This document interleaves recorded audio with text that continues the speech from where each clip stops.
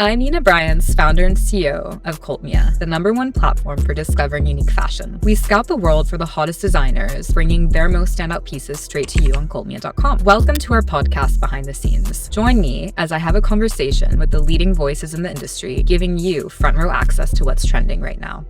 Hi, Nat. Hi. Welcome to Behind the Scenes. Thank you so for much me. for joining us. Very excited. We're super excited as well. I want to just do a quick intro on you before I jump into all the questions I feel like we're all dying to hear your answers to. Nat is a visionary and innovative fashion editor. She began her career with a unique blend of expertise in marketing before transitioning to the fashion world. She trained at leading publications like British Vogue. She's since carved out a really remarkable path in the industry, combining her strategic insights and deep passion for style. So you've had such a fascinating journey, and I wouldn't say it's the typical fashion journey, and some might say the typical start is almost at 18 and working your way up. But you joined Marie Claire and British Vogue at about 26, and you've hit the ground running since. And what made you make that leap? So I think I always wanted to be in the creative world. I wanted to be an actress when I was very little, and I explored that a lot. But then I graduated, I studied journalism and English literature, and then I just kind of fell into advertising when I was about 21. And I think I just needed a job, and I loved it. It taught me a lot about business, but I just knew my heart wasn't in it. And then sadly, something happened to a very close family member of mine, and she actually passed away, and it was very sudden. And she had all these things she wanted to achieve that she didn't. And I think I'd just gotten married. I was young when I got married to my husband, who's actually from Los Angeles, and he is very supportive and very positive. And he sort of said, what do you want to do? And I was like, I really want to be in the fashion industry, but I have no idea. I was very clueless. I didn't know where to start, but he was just like, you can do it, I'll support you. So I really did do something that I was advised not to do, and I quit my day job and I became an intern. And I just started reaching out to people that I thought, looked like they had a great career or they were in the industry already, and trying to network. I remember somebody advising me, don't quit your day job, you've got to do it on the side. But I did, and I just went full in. And I think my first intern job, I didn't realize at the time how lucky I was, but I met Karen Langley, and she was at the time the fashion director of Dazed, and she was also Beyonce's stylist at the time. And I was on that set, and I was very naive in a sense of the industry, but I knew it's what I wanted to do. And I think she just sensed that I was sharp because I was a little older, and they gave me a lot of different opportunities, and that turned into an internship at another magazine. And I was there for 6 months, and I met Jefferson Hack while I was there. That was quite incredible. And sort of from that, I just springboarded, and then I got into Marie Claire eventually. And then I met, who's still a friend and a colleague, Julia Brennard. And then I started assisting her, and she then joined British Vogue. So then I was sort of in and out of that building. And it just, I think I was very certain it was what I wanted to do. And I worked extremely hard. I was always in early, always the last one to leave. And it propelled me quickly, and I knew I didn't want to waste too much time. And I also bounced a little bit because I knew that with every job I needed to move on to kind of accelerate because I was older and I felt old. I was around all these like really young, vibrant people, and I was like, am I a granny? Like, am I too old for this? But I think in the end, it gave me like an edge because I had already been in a corporate environment. In hindsight, 26 sounds pretty young, doesn't it? I know. It's so strange that I really felt like I was old at the time. And I was like, I can't do this. But there were a lot of moments of, I don't think I can do this. So a lot of tears and a lot of steaming clothes. And it's not super glam. I know that everyone wants it to be. There are moments where it's intensely glamorous and you just think, wow. But most of the job is extremely hard and labor intensive work. So I think it takes a lot of courage to pivot in your career when you feel like you've made progress in a different area. Yeah.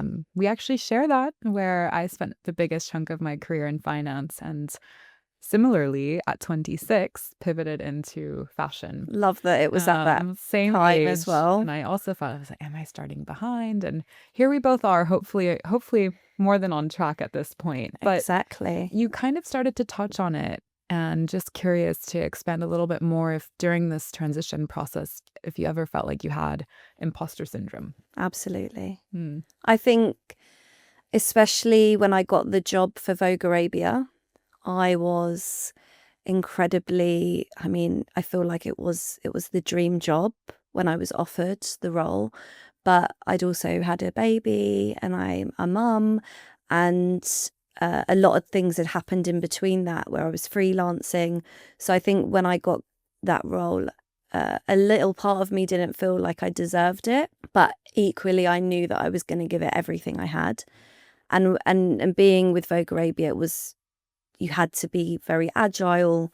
It was extremely challenging, but then the results of the work were incredible. And what would you say is the biggest lesson you feel like you've learned at Vogue? Resilience. I'm very resilient. Sometimes I was asked I would be put on a project and I felt like it was impossible. The timeline and just, the talent that I needed to get and all the specifics that went with it. And sometimes it just felt completely impossible. And every time it felt impossible, but I knew I would have to achieve it somehow. And then once you do achieve it, you just think, oh, I can't believe I've done that. So, and it got easier in a sense, but there were always moments where I was like, I don't think I'm going to be able to do that. Your brain tries to keep you safe. And then you become very resourceful and you figure out, okay, I've got to do this. How am I going to get it done? And I think in the end, a lot of it is about your relationships and people you've connected with, people caring about what you do as well and feeling like they want to be around you and they want to work with you. But it's sometimes you go onto set and you do feel this moment of imposter syndrome, and then you realize, no, this is my set, and then you step into those shoes. But I don't think anybody who does anything that's really creative or in a leadership like yourself, where you don't have moments where you're like, can I do this? Like, can I? I think it's natural and it's normal. I think if you're constantly too comfortable in what you're doing, how will you ever progress and grow and Exactly. learn? It's true. And I also love to hear that even at a company like Vogue, thinking Coltmia is still kind of in the scale-up phase, you still have to be resilient. You still have to be innovative. You still almost have to be an entrepreneur in your own right. Yeah. It doesn't matter how big the company is or No. the resources available. I think resilience kind of is the common thread in the most Absolutely. successful stories out there. Absolutely. Because sometimes when you think about Vogue, of course, it's incredible. It's an incredible brand. It's the fashion Bible. But there's also, it's the editorial world, and a lot of people want to be attached to that and a part of it. But there are limitations as well. It's not commercially driven. You're not doing commercial shoots, if you like. So there's always this implication of potentially in a photographer, if he gets a commercial job, that he potentially let you down because something else came in. So there's all these facets and things that go on behind the scenes that there's been so many. I mean, on the morning of a shoot, a photographer telling me he wasn't going to turn up and figuring that out at 6 o'clock in the morning and then still going ahead with the shoot.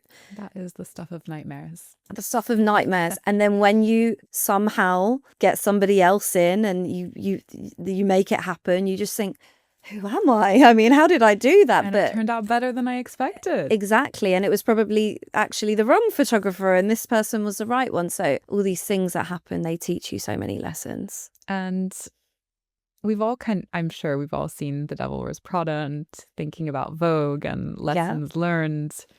Is there anything that you feel kind of shocked you or surprised you when you think about kind of discovering the most inner workings of the fashion industry? Not really. I think if you're going to step into an environment such as Vogue, you're going to have to expect that everybody has got extremely high expectations. So I think even though you know that, and you know it's going to be challenging, there's still, there's still a part of you that maybe is sort of starry-eyed about the whole thing. But the expectations are extremely high.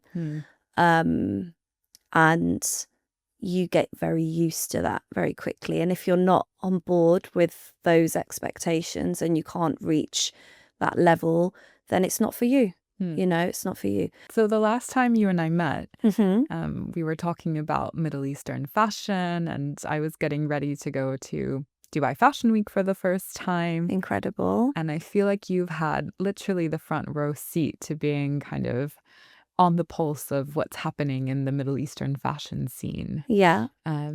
What can you tell us that you've seen, and what are you most excited about? I think there's so many incredible artists and designers in the Middle East. I think for a lot of people, it's a sort of an Oz of, if you're not out there, you don't really know exactly what's going on. I felt like that, to be honest, because regionally, I came into the region in 2017 and I didn't know a lot about it, except for the fact that I had some heritage there. My dad was born in Iraq. I think it's an incredible place for really burgeoning designers. There's some people that you may already know, like Dima Ayad and Abeda, and there are so many different designers. I mean, Nadine Canso, and she's an incredible jewelry designer, but it's very unique. I feel it does kind of make sense for Cult Mia as well, in that there's a lot of independent designers and everything feels quite unique out there. So it's different to the kind of conglomerate mass market landscape of luxury that we're used to in sort of Europe. And if you're looking for something a little bit different, and I think the women there really care about what they wear, and they are so ready to wear couture, bespoke, but they adopt trends really quickly as well. These are cosmopolitan women that travel all over the world and they love fashion. So it's not to patronize them, I think sometimes it's like, it doesn't always have to be super over the top, super opulent, but they like, Middle Eastern ladies love that. They love to dress up. And I was quite surprised, coming into it a little bit ignorantly, yeah. right? When we were looking at the different products and brands, the different regions we're shopping on Cult Mia, the Middle Eastern woman was the most fashion forward. Exactly. The most statement, the most bold. And I say that in like it's the best thing possible because that is what drives our business. So for us, it's super exciting and very aligned. Yeah. No, absolutely. And I think a lot of brands and a lot of people are starting to understand that this is a woman that really loves fashion and she's ready to experiment, and it doesn't have to be like the obvious brands that we all know that she's going to potentially invest in. On the contrary, she's looking for something that nobody else has, which is really impressive. And I think the real definition of luxury, I think we've almost gotten quite far away. Yes. From what fashion is, and it's not looking the same as everyone else. It's, exactly. Expressing your own self-identity and your own taste and your own style. Yeah. Which I think is important. I think it's been lost a little bit. Especially, I think on social media has maybe diluted that identity a little bit. But when you look around in Dubai or even in Europe, and you look on the streets or you street style or during the fashion months, and you see everybody is looking super individual, and that's what it's about. But I think Instagram dilutes that idea, and so there's a lot of zombie Kim Kardashian dressing as well that just exists. And thinking about what stands out, and I guess street style, I'm sure you've had the opportunity to go to lots of different fashion weeks. Which has been your favorite? That's a good question. I think Milan. It's quite industrial there, so great energy. I love Italian designers. Obviously, Dubai is incredible. It's very different. It's still building. It's still emerging. I feel that in the next few years, it will be a firm place on the calendar where designers actually choose to showcase over London, potentially even Paris and Milan, because of the clientele, because of the customer. Dior have showcased their shows out there, and people like Carolina Herrera have showcased there. So there's some big names that have also found value in showcasing in Dubai. I think, having just come back from Dubai Fashion Week, you can feel the investment the government's putting into it. Yeah. And the global interest that's budding, where I think there is going to be an opportunity to make it one of the big names over time. And when you think about what's happening in London, for example, London needs a huge revival, or it might get a little bit crowded out with, fashion weeks that really feel up and coming and fresh, like Copenhagen, like Dubai. So it'll be interesting. Very interesting. To see. Sad for us who do live in London. I'm still rooting for London. I'm still rooting. I feel like, London has its own space. It's still an incredible city for fashion. I think that's more of an investment issue in terms of these incredibly young designers who are really, really talented. And also it's wearability afterwards. You do these incredible shows, and then it's hard for these younger designers to then figure out, okay, but what am I selling? What am I showcasing out of all this creative, genius that comes out of going somewhere like Central St. Martin's? So I think London still has its place and we love it, but it definitely, something needs to be done to kind of give it a bit of an injection, which I hope we'll see in the next 5 years. Me too. And reflecting on the young talent and going back to Dubai, are there any brands that you've been keeping your eye on? You mentioned a few already. Any that you think would be really interesting for Cult Mia, given we're always spotting who we think could be the next big names in fashion? I mean, Abeda, she's still quite emerging as a designer, and I think she's incredible. I really think she would be great for Cult Mia. There's also another really beautiful jewelry brand, and it's actually owned by an Armenian lady. Her name's Annie Han, and it's called Enzo Labs, and it's very sculptural. It's like really statement pieces, silver and gold. It's beautiful. She's very new. She's emerging into space, and I think she'd be incredible for Cult Mia as well. I'm excited to check both out. Yes.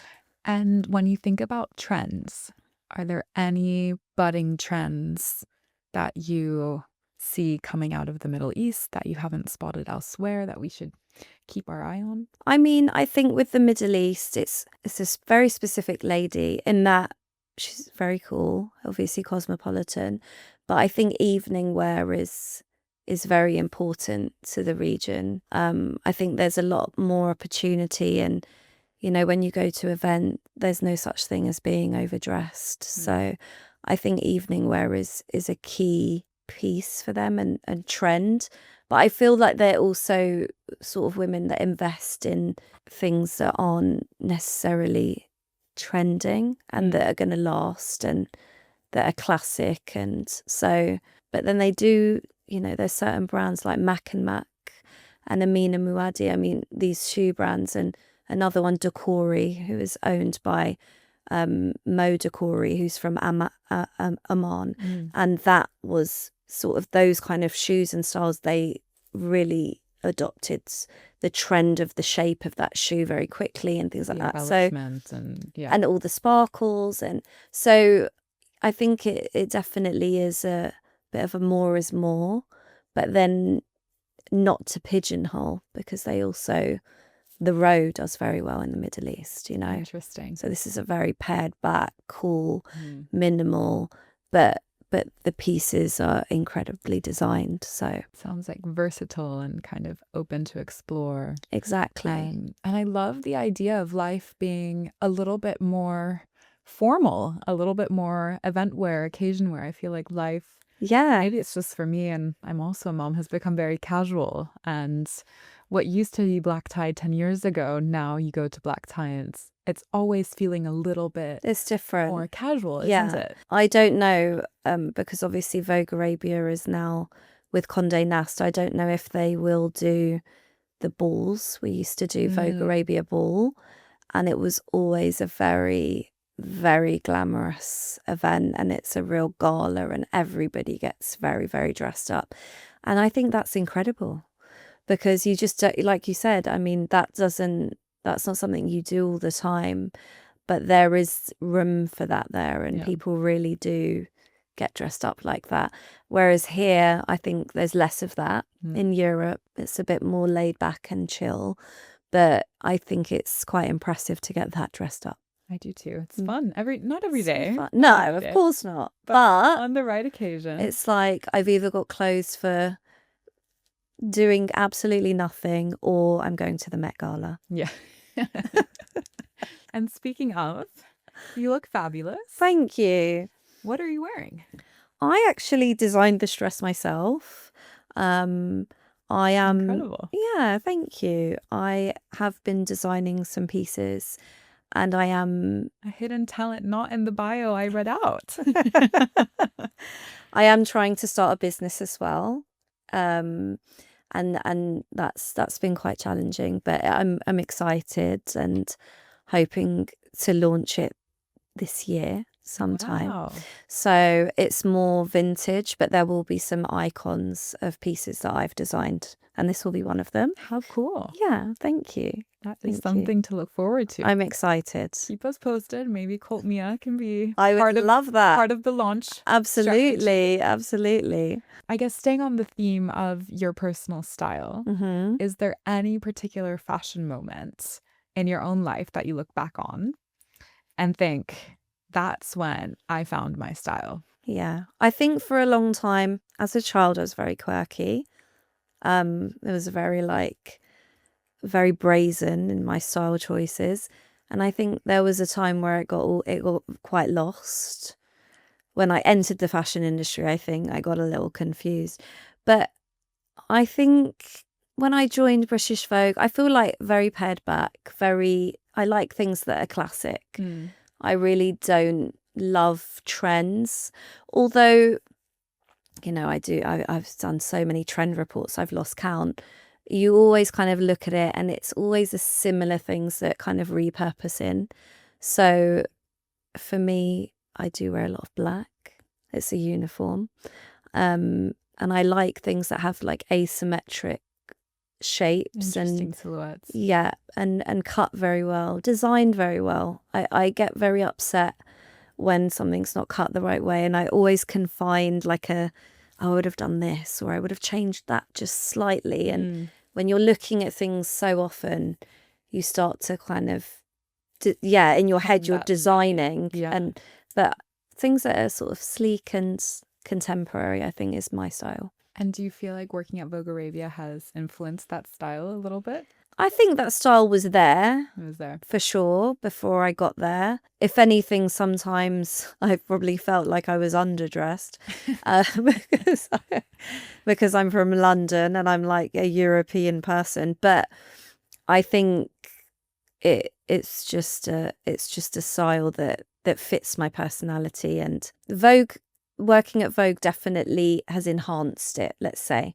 I wouldn't have maybe looked for as many sort of statement or investment pieces before I joined. And then while I was there, I was really very careful about the things I would buy.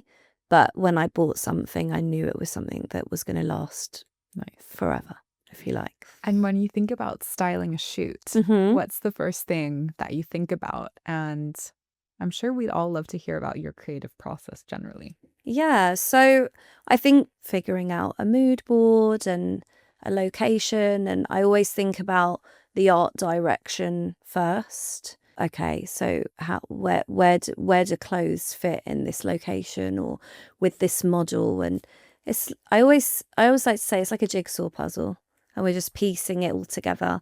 But the art direction and the mood boards are where I always start, and I find that inspiration, and then I figure out, okay, this is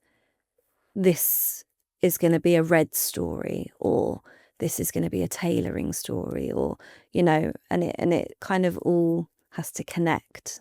So we always start with the mood first, And then you create your world from there. and then you create your world from there. Amazing. Yes, We've covered so much. we have. I feel like we could continue speaking I feel forever. for hours. Anytime I see you, it's the same. So I just wanted to wrap up with one question, which is, if you could give your 26-year-old self a piece of advice, what would it be? That's a good question. Actually, there's a book called Letters to My 16-year-old Self. Okay. I don't know if you've ever read it. It's brilliant. I do write letters to myself, so I should read it. It's so great. It's a lovely little book. Keep going. It's going to be okay. Believe in yourself. There's so many things. I think keep going. I think perseverance is quite key. I think when I left Dubai, and I was in this interim part when I was freelancing before I got Vogue, I felt very lost, and I wasn't certain about where my career was going. And then all of a sudden at once I actually got not just Vogue, but I got 2 other offers, and 2 of them were in London, which would have been a lot easier because obviously Vogue Arabia's offices were in Dubai. But I took the most challenging job offer, I think, because it was a dream for me to work for Vogue as a fashion editor. So, but I think perseverance is key. If you've got to keep going, even when it gets really, really rough and you're feeling like you're in the trenches and you want to I can't do this. I think that's when you just keep going, and it sounds cliche, but usually something good will come. Yeah. And I think you haven't just achieved your big dreams, but so many people's dreams to have the roles that you've held. So it's such a treat to have had you on our podcast. Thank you so much for having me. Yes. I've loved it. I hope I haven't chatted too much. Not at all. All the juiciest best bits. Good. I hope so. We have a tiny wrap up. Okay. Which is Tell me. This or that. Okay. Super simple. We'll do a quick fire. This or that. Okay. You pick one or the other. Tell me. Bold prints or minimalist design? Minimalist design. Timeless classics or experimental fashion? Timeless classics. Custom made or ready to wear? Custom made. Ooh, you're a Cult Mia girl. Oversized or tailored fits? Tailored fits. Sneakers or heels? Heels. Vintage or fresh off the runway? Vintage. We'll be waiting for your collection. Power dressing or laid back looks? Power dressing. Amazing. I love that. Easy. Thank you. Done. Yes. Thank you. Oh, that was cute. Are we done? Yay. Okay, we're done. Yay. We're all done. Thanks so much for joining us. Discover all the amazing brands we discussed at cultmia.com. We love to offer behind-the-scenes listeners an exclusive discount. BTS Pod, 10% off your next order.